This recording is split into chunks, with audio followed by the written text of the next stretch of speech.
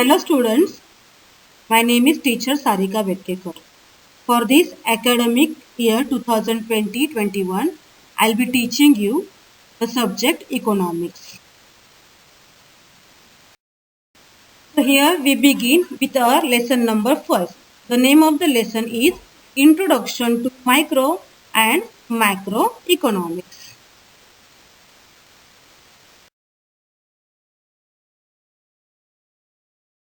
So in this chapter, we are going to study these points. Okay. So first point is the main branches of economics. Second is the introduction of microeconomics. Third point, we are going to have some information about the famous economist. His name is Ragnar Anton Kittelfries. Then the meaning of microeconomics. Then the definition of microeconomics, which is given by Maurice Dobb and Professor A.P. Lerner. And then last we are going to study the features of microeconomics. Okay. Students, see here. These are the branches of economics. So microeconomics and the microeconomics are the two main branches of economics. Okay. What do you mean by micro? The word micro means small or the million part. Okay. And the term micro means what? Micro means large. Okay. Micro means what? Large. And micro means what? Small. So here small means what? At a individual level. And micro means what? At a aggregate level. For example, here individual level means what? Here we study only the income of the individual person. Okay, and here we study the income of the all persons who is living in the country. Okay, so this is the difference between the microeconomics and the macroeconomics. So here is one more example. Okay, so here three persons are here. Okay, first is person X, person Y and person Z. If the income of the X person is 10,000, Y person is 10,000, then Z person is 10,000. Okay. So the income of X person is what? 10,000. So we study the income of X person 10,000 in microeconomics. And we study the income of these three persons. Okay. X, Y, Z. Total is what? 30,000. That we study into the macroeconomics. So this is the difference between the microeconomics and the macroeconomics. Same like income, we also study about the expenses, about their savings. Okay, so it is at individual level and it is at what? The national level. This is the difference between the micro and the macroeconomics. Got it? So here is the detailed explanation of the meaning of the microeconomics. So micro means what? The small part of a thing. Micro means what? The small part of a thing which we can see through the microscope. Okay. And microeconomics first deals with a small part of the national economy. Means what? The consumer, the buyer, the individual, they are what? The parts of the national economy. So individual level, individual customer, individual buyer, individual seller, they are what? Included in the microeconomy. And it studies the economic actions and behavior of a individual unit such as individual consumer, producer, firm and the price of a particular commodity or a factor. Okay, the price of a particular commodity means what? How to decide the price of that factor. It depends upon the demand and supply of that product. The prices depends on the demand and supply of that product. Okay.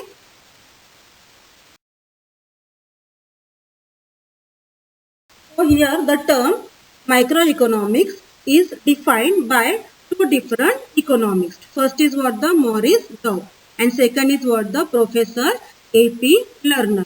So according to Maurice Dobb, he says what? The microeconomics is the fact microscopic study of the economics. Same meaning. The individual study of the economy. Okay. And according to Professor A.P. Lerner, what he says, he also says the same thing, that looking at the economy through the microscope. Means what? The study of the individual, study of the household, study of the consumer, study of the individual firm and study of the organization. It is what? The definitions of the microeconomics as per these two economics. First is what the Morris Dobb and second is what the Professor A. Lerner. Okay.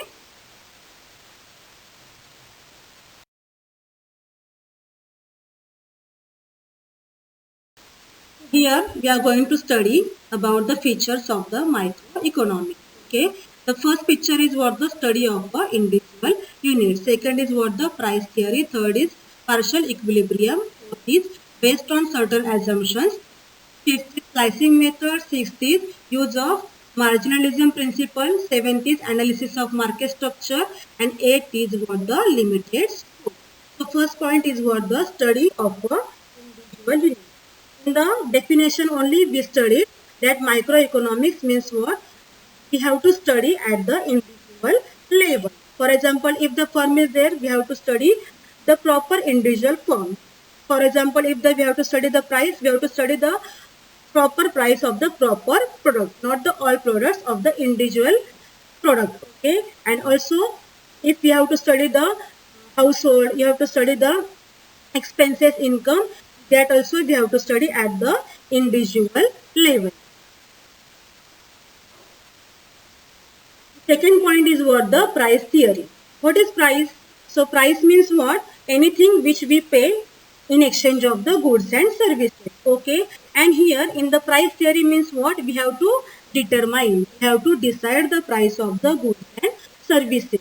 Okay, we have to, determination means what? We have to decide the price of the goods and services, and that depends on what the factors of the production. And what are those factors of production? Land, labor, capital, and the organization. These are what the factors of production. Means what? The things which is helpful for the production. Automatically land is there for the production. Land is required for the production. Labor is required for the production. The capital is required for the production, and also the organization, proper office, proper setup is required for the production of the goods. And the price is depends on that factors of production. For example, if we are paying more rent, obviously we have to increase the price of the product. If we are paying more wages to the labor, obviously we have to increase the price of the product. So here is the clear point. Price theory tells what? The microeconomics deals with the determination of the price of goods and services, as well as the price of the goods and services is depends on the factors of production. That is what the price theory. Now the third point. Third point is what? The partial equilibrium. Partial means what? The part. Partial means what? Not the whole, the part. And equilibrium means what? Equilibrium means the balance between the two factors. Balance between any kind of two factors is what the equilibrium. And partial means what? The part, not the whole. We have to study in the partial way. Okay. For example, microeconomics analysis deals with the partial equilibrium, which analyzes equilibrium position of the individual economic unit. That is what the individual consumer, individual firm, individual industry, and also all the study of the economics at the individual level, at the partial level, at the part level, and not at the whole level. Okay. Fourth point is what? The based on certain assumptions. See, if we have to prove anything for in the economics, we have to assume certain things at the certain level. For example, there should be perfect competition, there should be the full capitalism, and there should be fully employed conditions of the economy. Then only these features are possible of this definition of the economics is possible.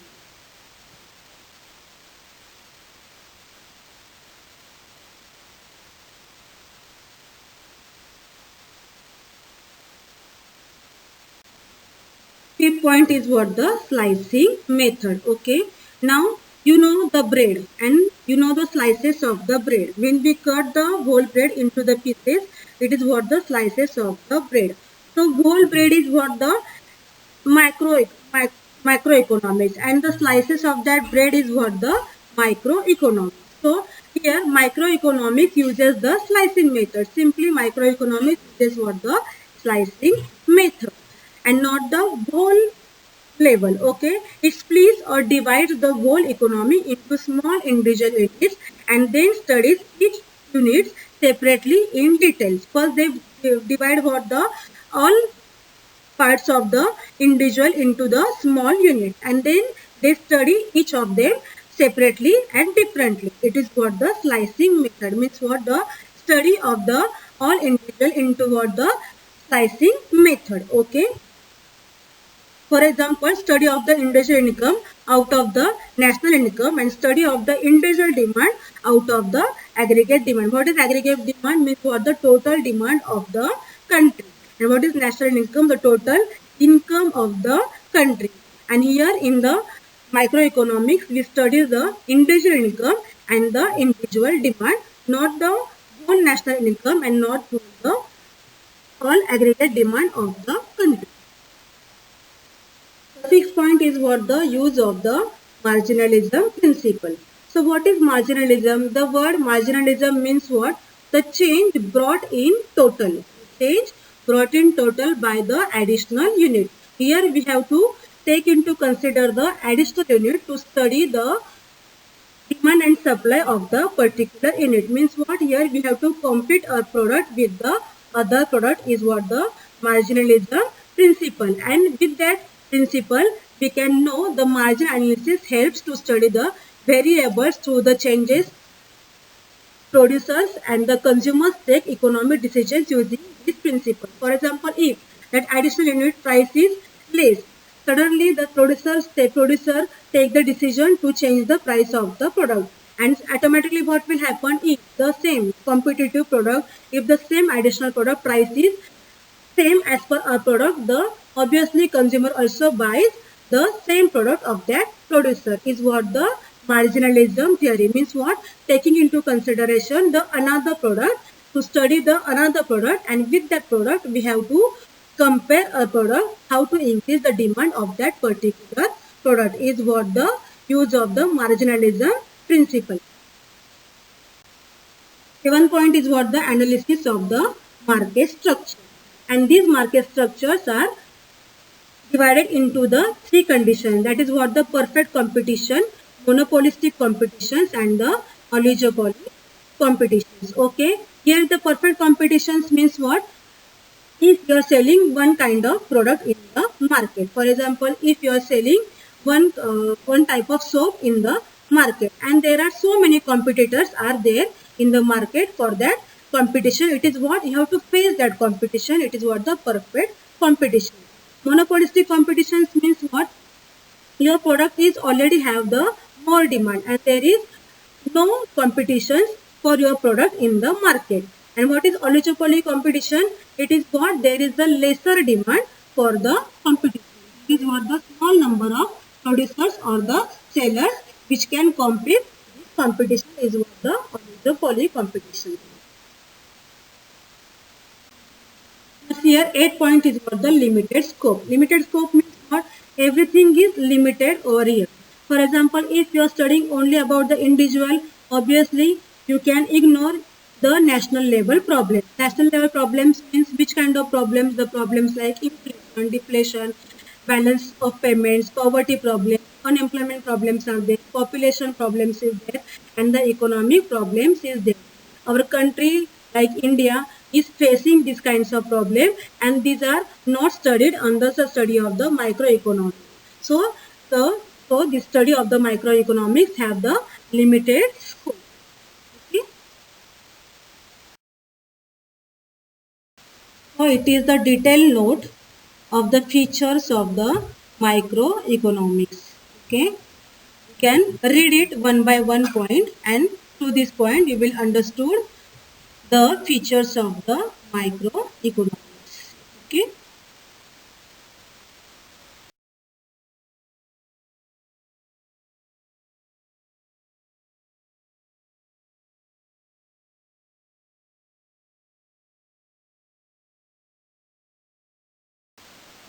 Now students, please note down the new words from this lesson with their meanings. You note down these words with their meanings which has the separate meaning in the economic language.